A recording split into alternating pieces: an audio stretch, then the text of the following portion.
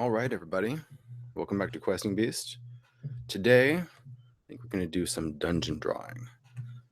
So, in case you didn't know, this show is basically the monthly live show that I've started doing for patrons over on my Patreon.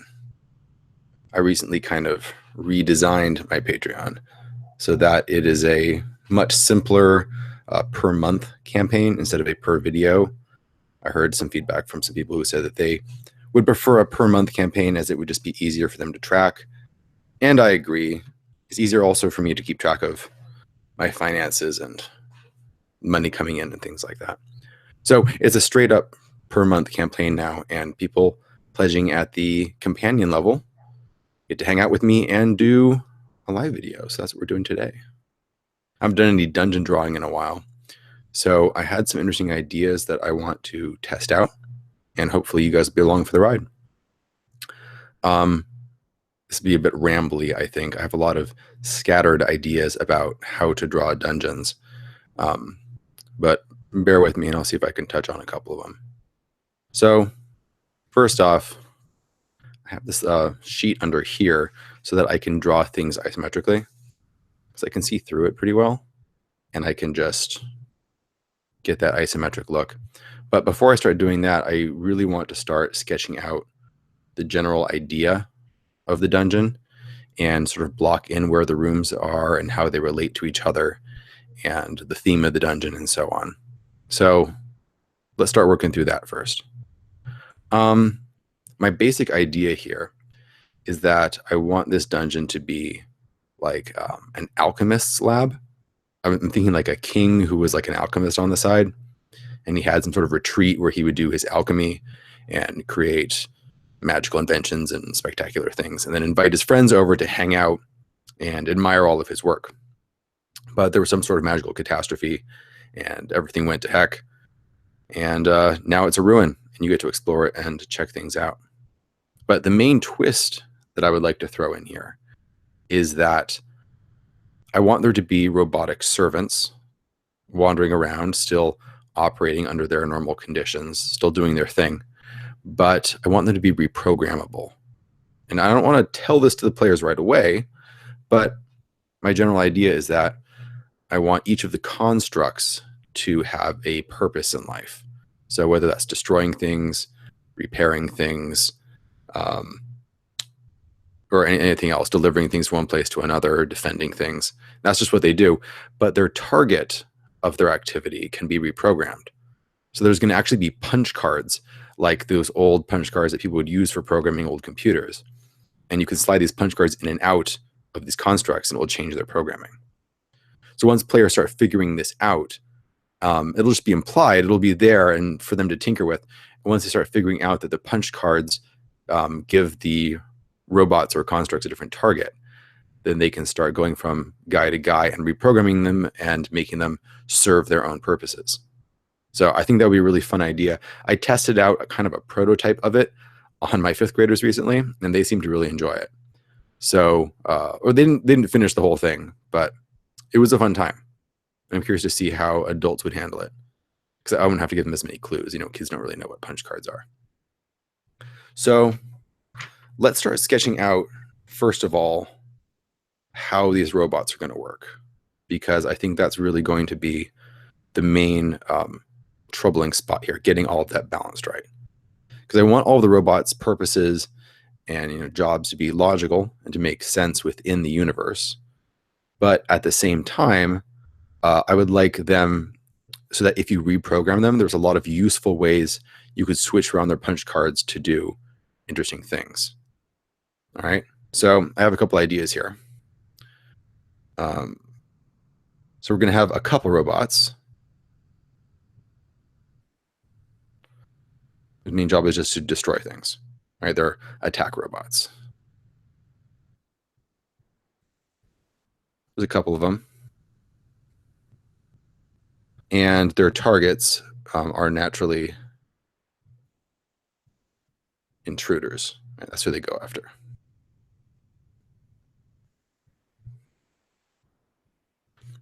But there should be other targets that these can be switched to.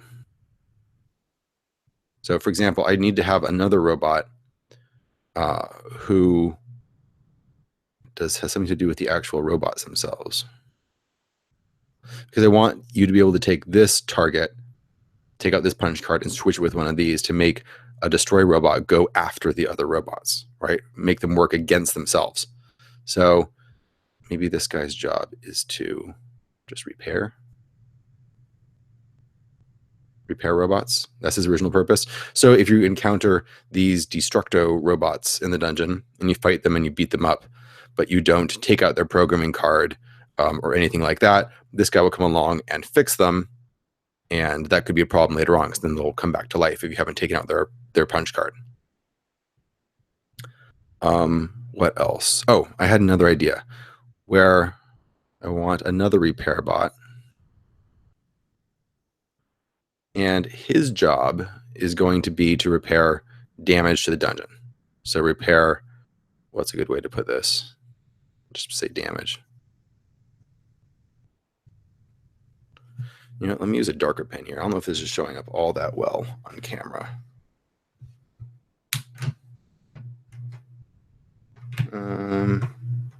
Here we go. All right. So he's going to repair damage in the dungeon. And I think these can be the main guys. But I also want, oh, there's going to be guests there. So there used to be guests in the past. And there were robots there to defend the guests in case there was some sort of catastrophe. Obviously, those robots didn't work out, since the dungeon is sort of in a collapsed state at the moment. And finally, well, let me start working from here. Let's draw out some basic sketches of what this dungeon could look like. So I want these things to all work together and to be reprogrammed in interesting ways. So for example, what I'm imagining is that there is a robot that goes around repairing damage to the dungeon. Like there are walls that have cracks in them, and he's like trying to mortar them up. But the walls that have cracks in them are walls that are secretly hiding treasure. So there are secret compartments hidden in this dungeon hiding the alchemist's treasure, and he's bricked them up so that no one can get at them. But you know, that brickwork wasn't that great. It's starting to degrade, and the robots are patching it up. So if players catch on to this, they might realize that they would like to get through these walls and see what's on the other side. But they're mostly made of like limestone. Let's say limestone, because limestone degrades over time, right? When you have running water. So the players can't really punch through these walls. Let's say that they're too tough. So a smart thing to do would be to take, switch out this damage card, or let's call it dungeon damage.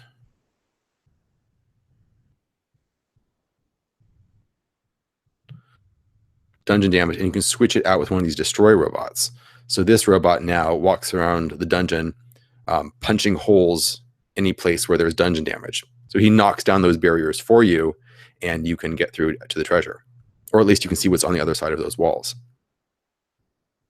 Let's see, any other good combinations here? So guests. So I'm thinking that these guys were all elves, and the elves were all given special bracelets or some sort of artifact to mark them as guests rather than as intruders.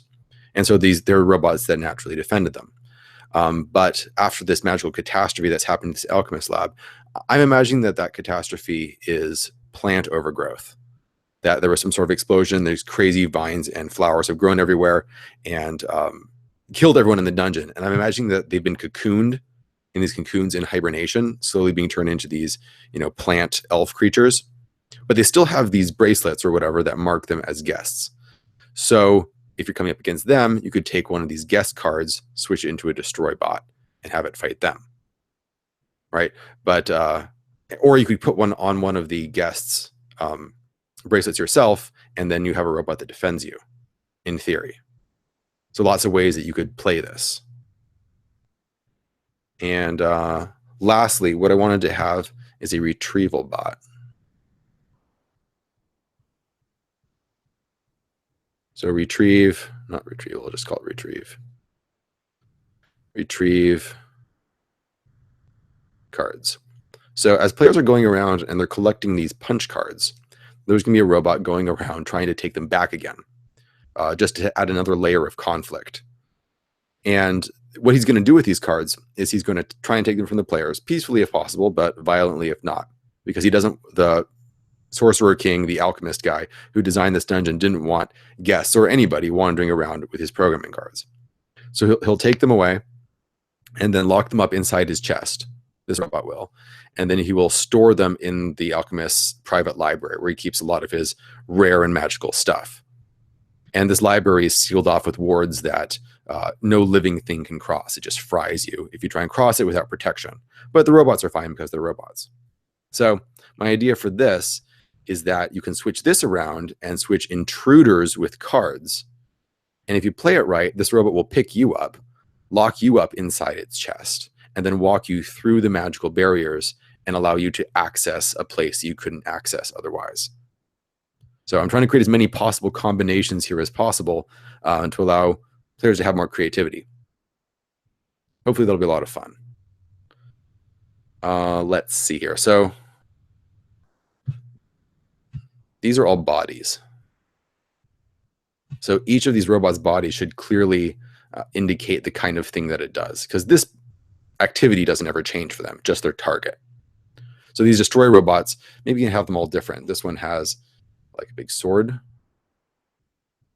and this one has a big hammer. And this hammer robot is going to be much better at destroying walls than the sword guy will. And then some sort of projectile guy. Is a spear gun attached to a chain. That would be cool. So that way you have, when you encounter these guys, there's a variation in the type of combat that you get. All right, so let's start sketching out generally what I want there to be in here. Let's make a list possibly of different types of rooms. One room that I thought of is the library, right? So there's going to be library, and it's going to have some sort of magical wards around it.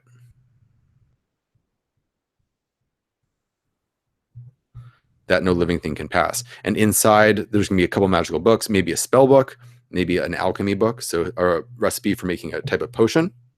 I like my campaigns to have a lot of potion making involved. Players like getting involved in that sort of thing.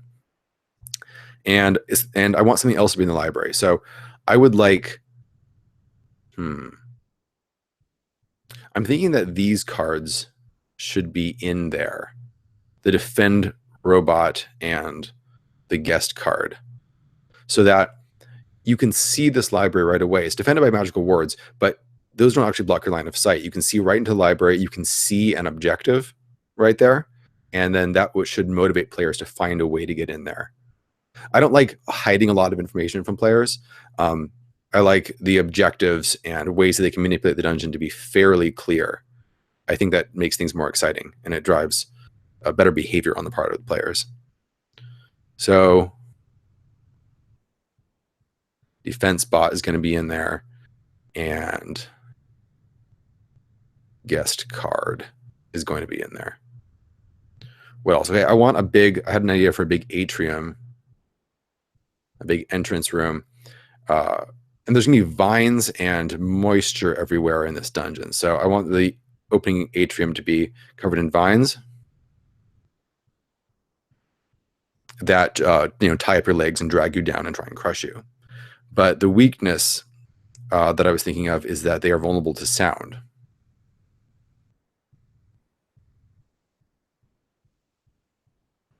So if you make a lot of noise, you can push these things back, and they simply won't bother you that much. So it's pretty easy to bypass them. Just clash your sword and your shield together, and you can walk right through.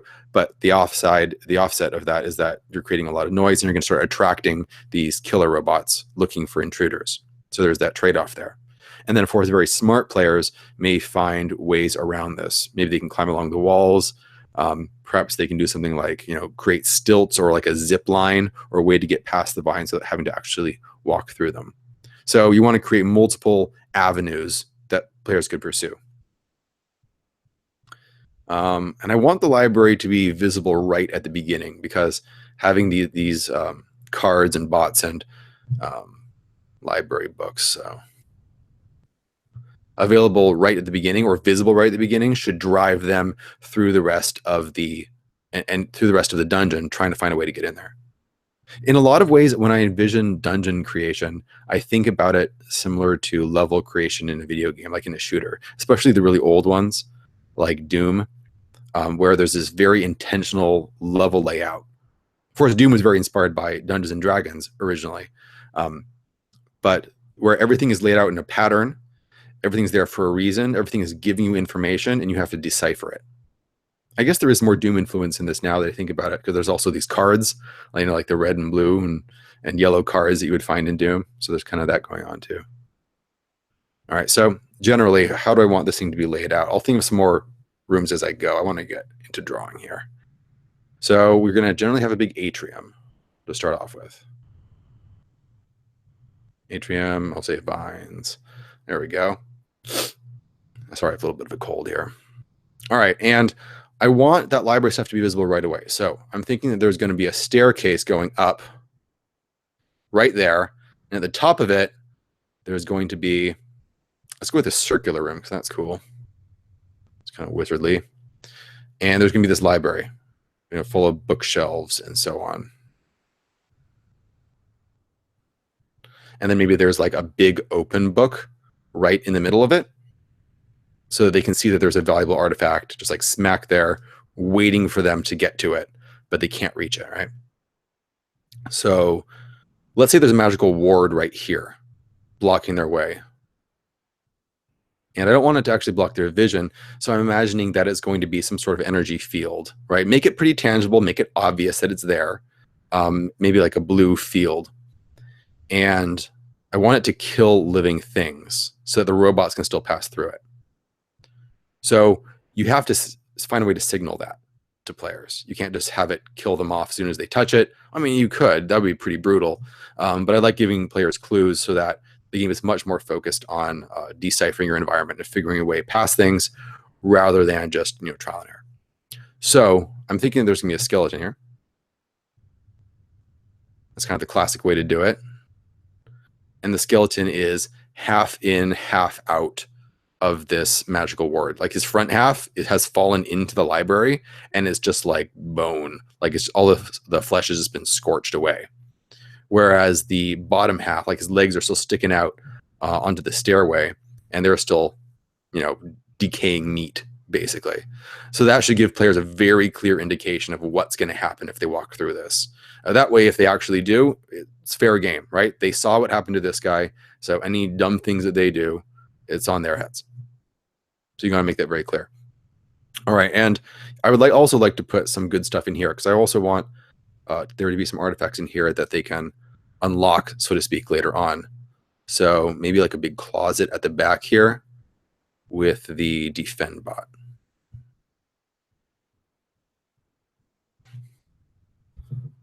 Adjust my mic here. Okay. The defend bot is back there. And there's going to be like a key, or the punch card is going to be right on the wall over there. And that's going to be the guest key.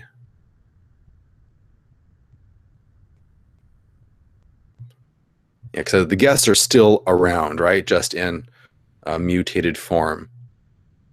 Now, one thing that I ran into when I was sort of testing this idea out a little bit, it didn't look quite like this. But I tested out the idea of having robots you could reprogram. The problem that I ran into is that things slowed down a bit because players eventually figured out what was going on and that you could mess around with these robots. And they spent a lot of time just arguing and thinking about what they should do. And that was a problem because most dungeons should have an element of time pressure. You want players to make smart decisions, but you also don't want them to just dawdle and just speculate, which players love doing. They love just speculating about what should we do without actually trying anything. At least a lot of my players do that. So you got to push them. You got to create time pressure. And I would do that by either using a normal random monster table so that every 10 minutes that they wait around, a monster could show up. Or just have like patrolling robots, some sort of time pressure that keeps them on their toes and moving forward rather than just dawdling. So, okay, here's our entrance right there. You got your atrium full of vines. I'll say that they're sound sensitive vines. And of course, these robots make big clashing sounds as they walk around, so the vines automatically ignore them. But that actually gives me an idea, because the vines could be weaponized against the robots. The main problem is that the robots are really loud, so the vines ignore them. So it would be nice to put in the dungeon somewhere a way to neutralize that. Right? So dungeon is kind of like a big puzzle. There's different parts of it that you can use against other parts, but you got to spread them out. Don't put them all in one place. That encourages exploration. So what I would like is maybe a scroll of silence, or some sort of magical artifact that creates a sphere of silence. And I'll put it somewhere else in the dungeon, just on the off chance that players find it. And if they're smart, they'll realize what it is, and they can use it to actually trap the robots. The robots will come stomping through. They cast a silence spell on it. It becomes totally silent, and the vines, no longer scared away by the sound, start dragging the robot down, making it much easier to defeat. I don't know where that is, but I'm going to put that somewhere in here. All right, so we got this going up there. Let's see. All right, so let's have it go downhill a bit. I hear that's the way you do downhill stairs. Because this guy liked to party with his friends. I think I'm getting a bit inspired by Hot Springs Island, which had a lot of decadent elves running around. But I'm imagining like a big feasting hall in here, right? Or what used to be. But because it's lower down, so these steps are going down, it's just on a lower plane in this dungeon, and this dungeon is slowly filling up with water, right? Which is decaying a lot of the limestone walls that were protecting his treasure. Okay, so this is full of water, or mostly it's deep, not super deep, maybe like 2 feet deep. You have to wade slowly through it, so that's going to impair their movement and make things a little more interesting in terms of combat.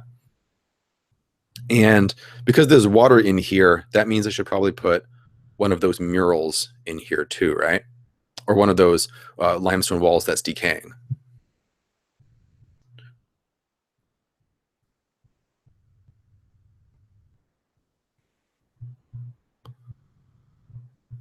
Put one there. And maybe I'll put some more in other places around this dungeon as well.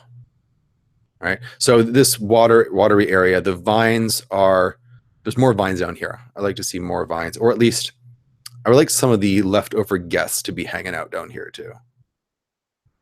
So let's put some pods in here. So the pods are full of elves. Each one has one elf in it. Pods full of elves. And if you touch one, it automatically opens up and goes after you. If you try and destroy one, you actually attack it, all of them open up. So that should be a warning to players that if they're going to take out all the elves, they need to have a plan. They can't just go after them one at a time, or they're going to start getting swarmed. Pods full of elves.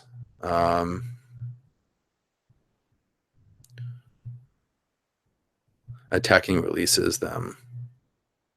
But if they plan ahead, then hopefully they can take them out all at once, either by coming up with some sort of cunning plan or turning the robots against them, or some other way.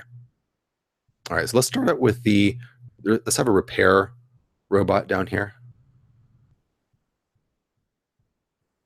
The repair bot starts there at that, repairing this wall. So when players come down here, they'll see that right away. You want to start giving them information about how this thing works, right? Let's have some more rooms that are down here. Let's see, what else would be down at this level? Well, where are all these robots being serviced? We should have the repair bot, right? So let's have a repair area.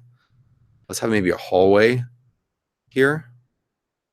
And then like an area over here. Make this a workshop with a repair bot in it. Okay, so we've got a repair bot there. I should point out that I am trying to fit all of this onto one page. My goal really is to create one-page dungeons. I really dislike dungeons that are more than one page. I don't like having to flip around, and I don't like reading long, paragraphs of text to figure out how to run a dungeon. Pretty much everything you need should be on one page, and ideally it should be written on the dungeon. If you need to write like notes next to it and then like have little arrows pointing to it, that's totally fine too. But I don't like spreading out more than that.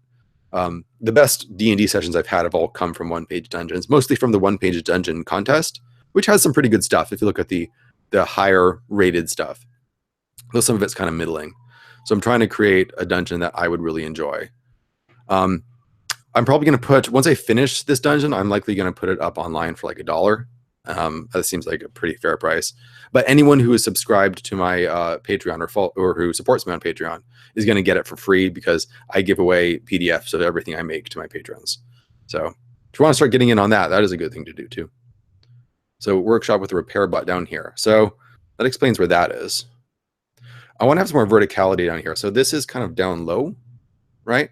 It's lower down, so there's water in here as well. But I want to have some verticality. So I want to have like a room that's up here, and it's like overlooking this room. So like there's a balcony.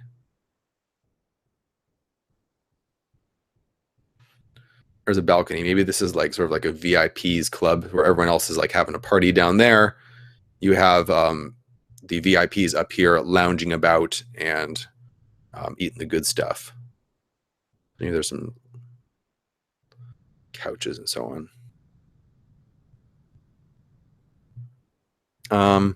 You know what? Let's put that scroll of silence up here.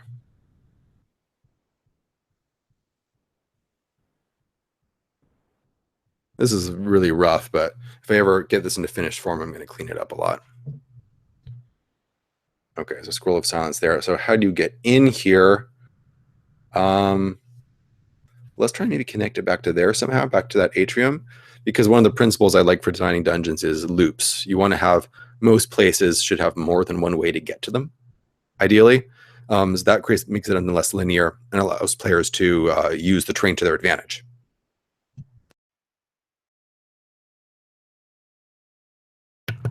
Excuse me, I had to sneeze there. Okay, so how are we going to connect that back up? So if that is like a lounge area, I'm thinking that the actual king's main quarters are over here, right? So maybe this is like a big bedroom. Well, that wouldn't be connected. If he's taking a lot of VIPs to there, you want them to go around. So maybe this is an art gallery.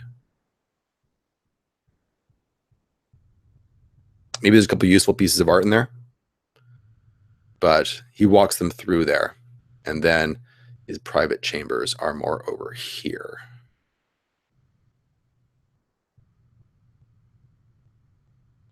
Okay. And his private chambers have more of those elf pods in them. You know, one interesting thing about designing dungeons that just occurred to me is that when I'm sitting by myself, actually just trying to noodle this stuff out, it usually takes me a really long time, and I get, it's not really writer's block, but I just get like, paralyzed in terms of how to put everything together. I have lots of ideas, but I just question myself over and over about what would be the optimal way to put it together. But whenever I run games for my 5th graders, for example, I have like really tight time constraints, and I usually procrastinate so much that it's like a half hour or 15 minutes even before I run the session. And I think I gotta have a dungeon, and then that time pressure of saying I have to get something done right now pushes me really hard to get something done, and the dungeons usually end up a lot better. So that's a useful trick. It seems to be working right now. Like now that I'm actually broadcasting this on air, and I have limited time constraints and I have to make decisions, I'm actually making decisions. Whereas normally I would just really overthink it. Okay, so let's have a loop going through here. So art gallery, let's just have like a tunnel, a passageway going that way. This is going up. Goes down like that. So we're going up to this level because it's overlooking this lower area. Right, so it's going up and going down. I think that makes sense. Well, you know what? This area is already going down. So this area doesn't really have to go up per se. So let's say there's no stairs there. No stairs there. And it's okay to have these long passages. You don't need to make everything super interesting. I struggle with that a little bit, where I want every room to have some sort of really important purpose and to fit together with everything.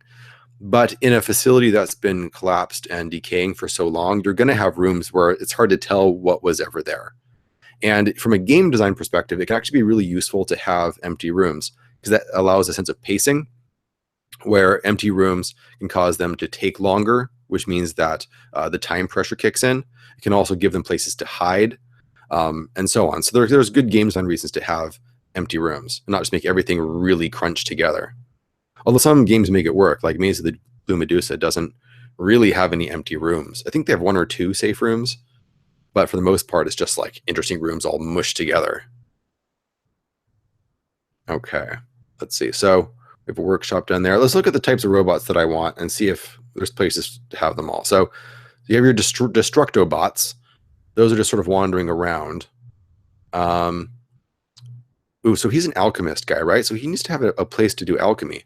This is up high, so let's have him have from his private chambers, let's have him a spiral staircase that goes down to his secret lab, because that's what you need, a secret lab. Maybe there's a secret door here. That would be cool. I'll have to think of a way to indicate that there's a secret door, because I don't think it's going to be obvious. But secret lab. Dun, dun, dun, dun. All right. And so alchemy stuff. So you can have lots of fun potions in there. It'd be fun to even throw in like a quick potion generator, so you can come up with a couple of potions so that things are different every time. But we want to loop this back around, right? There is kind of a loop here where if you went up to there, you could get back around again. But let's loop things back around this way. So you should be able to get to the secret lab from this area. Because this is like his workshop area, so it makes sense the secret lab is there. And that's just like a faster way to get to his private chambers. So workshop for repairing his robots.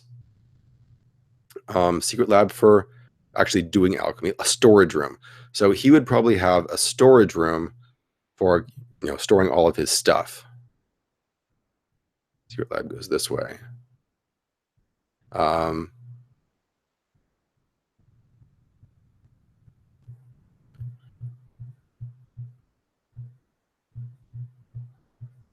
Alchemy storage is over there. I do have like a fairly simple system that I'm developing where players can collect different ingredients for alchemy and for potions so that they can brew their own stuff. So that would be a little gold mine for them. Let's see, what else do I need to have in here? Retrieval card. So I have a retrieve bot. So where do these robots go when they're not busy? That would be a good question. So this is all flooded with water, right? Alchemy storage is all flooded. So let's have this wall decaying as well. And let's have like one more decaying wall. Let's have like his, let's have some steps going up here. So we're going up to the secret lab, and that puts the secret lab about on the same level as the private chambers. So we don't need an actual staircase. Let's just have like a door. Let's just put a door there. That way you can go straight from there to there and then go down here. That keeps the secret lab fairly dry and still possibly useful, because I want players to actually think about ways to maybe make a potion or two. If there's like a recipe book. Oh yeah, there's going to be a recipe book here. So they can use that to make interesting recipes over here. Cool. Okay, that makes more sense. That looks fairly good. You don't really want to overthink this. Players take much longer going through dungeons than you would expect, I've discovered. So as long as you have a lot of interesting areas, then things work out okay. Okay. So where do these robots go when they're... So the destroyed robots are just like patrolling, right? You got a repair bot there, and let's start out with a repair bot also over here.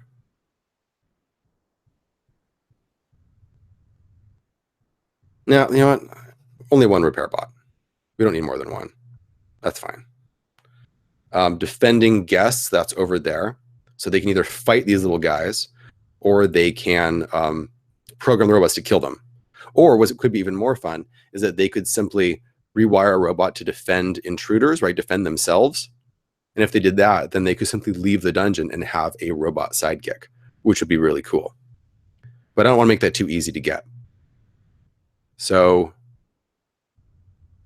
retrieve cards. Okay, so I don't want them to be able to get in here too soon, right? And they'd be able to get in here as soon as they get an intruder card. from an attack robot and then slot it into a retrieve robot, because then it'll retrieve an intruder and drop them off in the library. So I want to delay that for a little bit just because I want them to explore a bit more. So let's put it over here. In the workshop is a retrieve cards bot.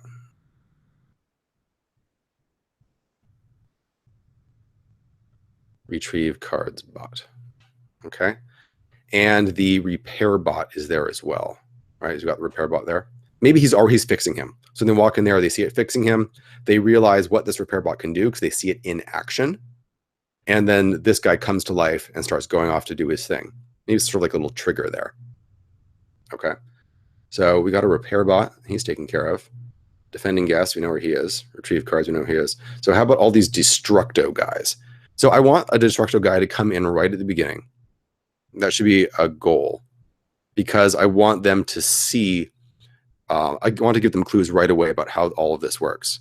They walk in, there's the vines on the floor. Maybe they walk onto the vines and it grabs them, or maybe they're more cautious. But in any case, if they wait too long, a destructo bot is going to start walking through there on his patrol route, and they're going to see the vines move away from him. And that's how they're going to know that what the vines do. Whether they use that to their advantage or not, it's going to be up to them.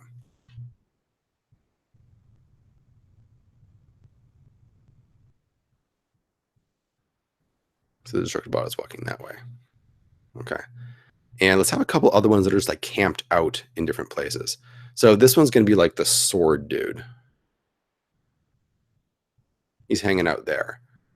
And the hammer dude. The hammer dude is the one that they really need to start breaking down those walls to get to the treasure. We should put some treasure back here.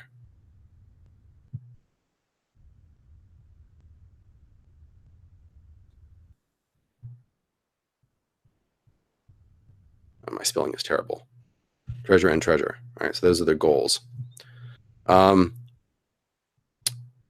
walking around there.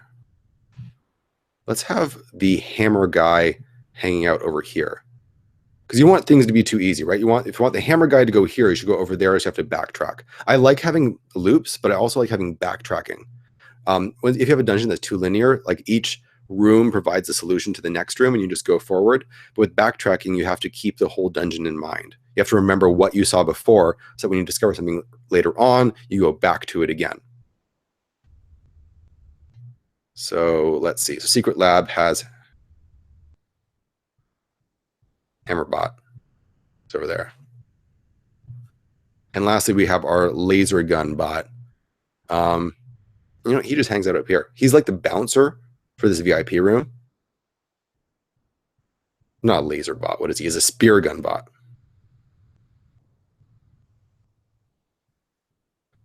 So each of these bots will have a different combat experience. Sword guy is fairly straightforward. He like charges at you and just slices back and forth. Whereas the hammer guy smashes his hammer down and causes like a shockwave that knocks people over. Whereas the spear gun guy spears you and tries to drag you in for a killing blow. So each guy you fight, different experience. You got your pods. So on the random table, I'm going to sketch out a random table here. What I would like is just like a normal D6, right? So every 10 minutes. Now you can do this 10 minutes of in-game, which is like an abstracted unit of time. In old school D&D, they just refer to it as a turn. It usually represented just going a short distance and investigating a room. That would be about 10 minutes. But I know of other people like David Black, who wrote the Black Hack, just simply does 10 minutes of real time. And that's actually kind of clever, because by doing real time, that creates much more time pressure on the players. If they sit around and just talk at the table, you just like put on a timer and just like watch it count down, like right in front of them. And every 10 minutes you roll on this table, something happens. So on a couple of these, it's not a big deal, because you don't want something bad to happen every single time, right?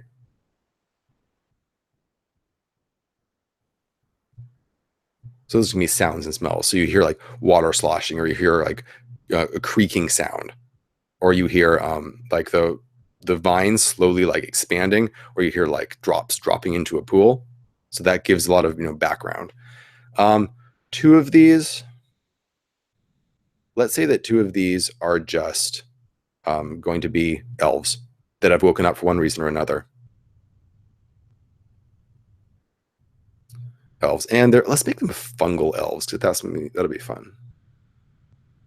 They've been corrupted by this weird plant life that's bloomed in this alchemy lab, and now they're like fungal elves, and they're just mindless, and they want to poison you. That gives them cool attack moves too. So let's give them a spore attack, because giving an actual cloud attack means, again, players have to get creative. If they get too close, they'll start inhaling the spores, and there'll be bad effects. But if players get smart, they can kill them from afar. They can cover their mouths and try and filter out the spores, and so on. And then 1 and 2, those should be a little bit more dangerous. So that is a destructive bot.